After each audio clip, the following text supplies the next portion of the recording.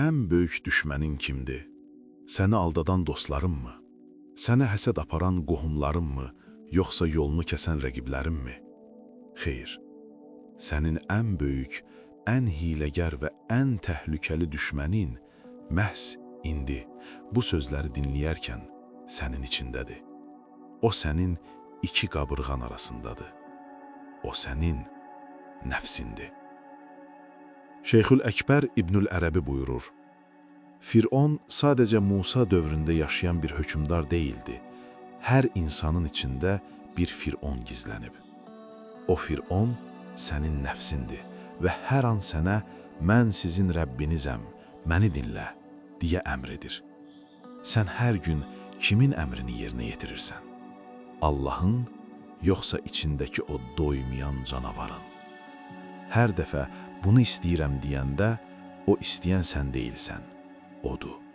Hər dəfə qəzəblənəndə qışqıran sən deyilsən, odur. Nəfs nədir? Biz onu çox vaxt səhv başa düşürük. Elə bilirik ki, nəfs sadəcə yemək, içmək və ya şəhvətdir.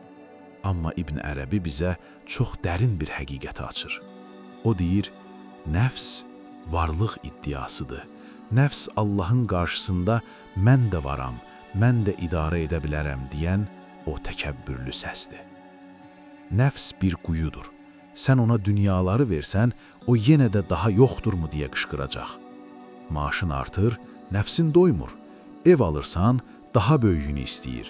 Təriflənirsən, daha çox alqış istəyir. Çünki nəfs cəhənnəm odunun təbiətindədir. O ancaq udmaqla məşğuldur. Təsəvvür et ki, sən bir atlısan, altındakı at isə sənin nəfsindir. Əgər sən yuxuya getsən, at səni hara aparar? Ya uçuruma, ya da tikanlığa. Çünki atın ağlı yoxdur, sadəcə istəkləri var. Ot hardadısa, ora qaçar. Bugün insanların çoxu bədbaxtdır. Niyə? Çünki atın üstündədirlər, amma yüyən atın əlindədir. Hara gedəcəklərini özləri yox, nəfsləri qərar verir. Sən azad olduğunu sanırsan, amma bir siqaretə, bir baxışa, bir tərifə, bir tikə yeməyə yox deyə bilmirsənsə, sən əslində zindandasan. Nəfs çox ağıllı bir vəkildir. O səni günaha və ya tənbəlliyə sürükləyəndə heç vaxt sənə get günah et deməz. O səni inandırar. İbn Ərəbi xəbərdarlıq edir. Nəfs xeyir libası geyinmiş bir şər ola bilər. Sən ibadət etmək istəyərsən, nəfs deyər, hələ yorğunsan, biraz dincəl, sonra daha yaxşı edərsən. Təxirə salma hiləsi. Sən sədəqə vermək istəyərsən, nəfs pıçıldayar. Özünə lazım olacaq, gələcəyini düşün. Qorxu hiləsi. Sən bir günahdan çəkinərsən, nəfs deyər, bu kiçik bir şeydir, Allah bağışlayandır, bir dəfədən heç nə olmaz. Ümid hiləsi. Görürsənmi? O səni öz silahınla vurur. Ona tabe olmaq çox şirindir. Çünki yoxuşu çıxmaq çətindir, amma yoxuşdan aşağı yuvarlanmaq çox asandır. Nəfsə tabe olmaq uçurumdan aşağı yuvarlanmaqdır. Sən elə bilirsən uçursan, azadsan, amma yerə çırpılacağından mütləq gələcək. İbn Ərəbi deyir, kim nəfsinə hakim olarsa, aləm ona xidmətçi olar. Kim nəfsinə məhkum olarsa, o hər şeyin köləsi olar. Seçim sənindir. Sultan olmaq, yoxsa kölə olmaq.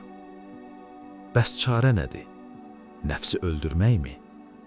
Xeyr, İslamda və İbn Ərəbi məktəbində nəfsi öldürmək yoxdur. Çünki sənin o ata ehtiyacın var. Sən o atla cənnətə gedəcəksən. Əgər atı öldürsən, yolda qalarsan. Məqsəd atı öldürmək yox, atı ac qalıb ram etməkdir. Buna riyazət deyilir. Riyazət nəfsin istədiyinin əksini etməkdir. O çox yediyəndə az yemək, o danış, özünü sübut et deyəndə susmaq, o yat deyəndə qalxmaq, o qisas al deyəndə bağışlamaq. İbn Ərəbi buyurur, haqqa gedən yol nəfsin istəklərini tapdalamaqdan keçər. Nəfslə mübarizə ən böyük cihaddır. Bu mübarizə qanla yox, iradə ilə aparılır. Sən hər dəfə nəfsinə yox deyəndə ruhunda bir işıq yanır. Əvvəllər sənə çox çətin gələn ibadət nəfsi ram etdikdən sonra sənə bal kimi şirin gələr. Çünki artıq at səni daşımır, sən atı sürürsən. Nəfsi tərbiyə etmək, vəhşi bir heyvanı sirkdəki kimi itaətkar hala gətirməkdir. O yenə var, yenə güclüdür, amma artıq sənə tabedir. İnsanlar elə bilir ki, nəfsin istəklərini etməmək həyatdan məhrum olmaqdır.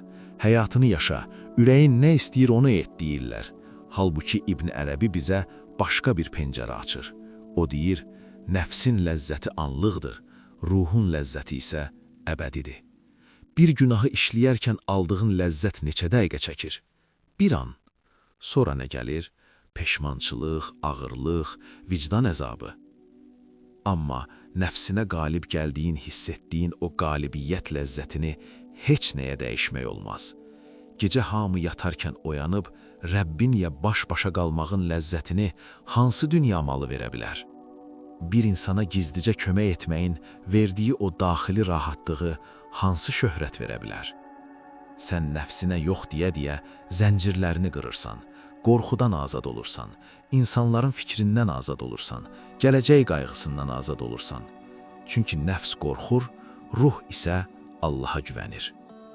Əsl azadlıq istədiyini etmək yox, istəmədiyini etmək gücünə sahib olmaqdır.